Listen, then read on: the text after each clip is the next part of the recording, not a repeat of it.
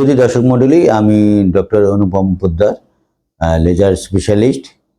আমি আজকে যে বিষয় নিয়ে আলোচনা করব যে আমরা পালস ডেন্টাল হসপিটালে আমরা বায়োলেজের যে লেজার, সেই লেজারটা ব্যবহার করে আমরা কি কি চিকিৎসা এখানে করছি।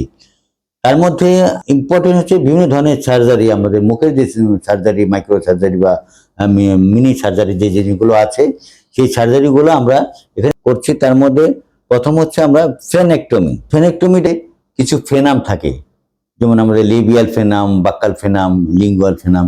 যে ফেনামগুলা, বিশেষ করে লিবিয়াল ফেনামগুলো, এটা আমাদের স্পেস তৈরি করে, এই জন্য দাঁতগুলো ফাঁকা হয়ে যায় এবং এই ফাঁকা হওয়ার কারণে দেখতে আমাদের এস্থেটিক্যালি খারাপ মনে হয়। এই জন্য আমরা এই ফেনামটাকে আমাদের রিডাকশন করতে হয়। এই ফেনামটা রিডাকশন করলে আমরা আগে যে স্কালপেল মেথডে করতাম, স্কালপেল মেথডে করলে সেটা দেখা যায় প্রচুর ব্লিডিং হয়, সাফারিং করে এবং পেশেন্ট পেন ফিল করে। সেক্ষেত্রে আমরা যদি এই বায়োলেজ বা লেজারের মাধ্যমে, ডায়োড লেজারের মাধ্যমে আমরা যদি এই ফেনেক্টমিটার ট্রিটমেন্ট করি, তাহলে একদিকে আমাদের পেশেন্ট কমফোর্ট ফিল করবে এবং কোনো ব্লিডিং হবে না এবং পেশেন্ট পেন ফিল করবে না।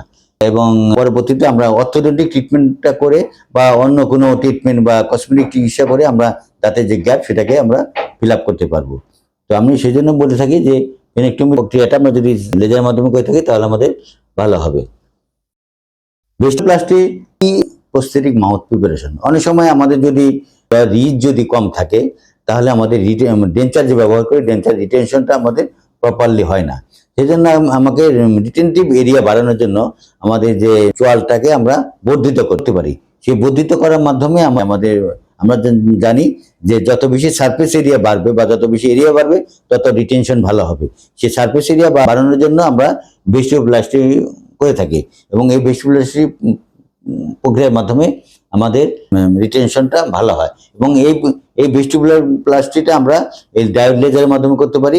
সেটা একদিকে যেমন আমাদের ব্লিডিং কম হবে, কারণ এটা বিশাল এরিয়া নিয়ে করা হয় ভেস্টোপ্লাস্টি, ব্লিডিং ফ্যাক্টর হতে পারে।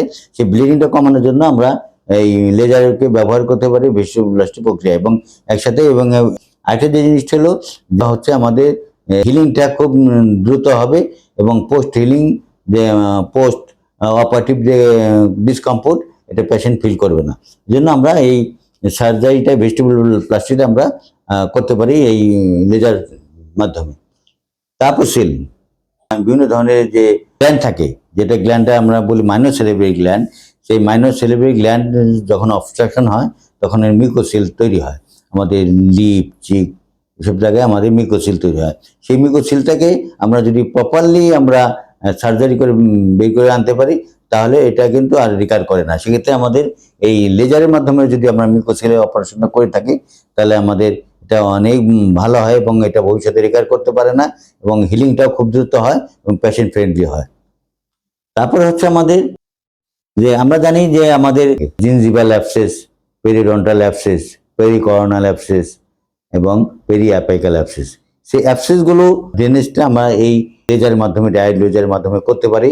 এবং অ্যাবসেস ড্রেনেজের সুবিধাটা হলো যে এখানে একদিকে আমাদের ব্লিডিং হচ্ছে না, অন্যদিকে যে পজিটিভ অর্গানিজম, যে বিভিন্ন ধরনের ব্যাকটেরিয়া যেটা অ্যাবসেস তৈরি করতেছে, সেটা ডিস্ট্রাকশন হচ্ছে এবং ভবিষ্যতে এই সেই অ্যাবসেসটা রিমুভ হয়ে যেতে পারে এবং এতে আমাদের রোগীর সাফারিংটাও অনেক কমে যেতে পারে।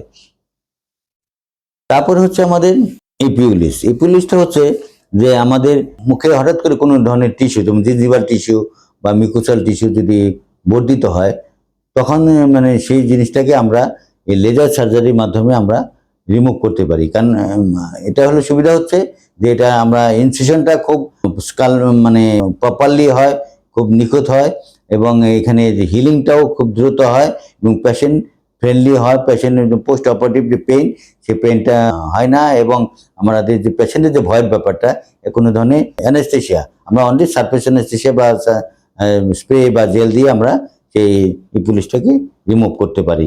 তারপরে হচ্ছে আমাদের বায়োপসি। বায়োপসি হচ্ছে অনেক সময় আমাদের শরীর থেকে টিস্যু নিয়ে আমাদের পরীক্ষা করতে হয়।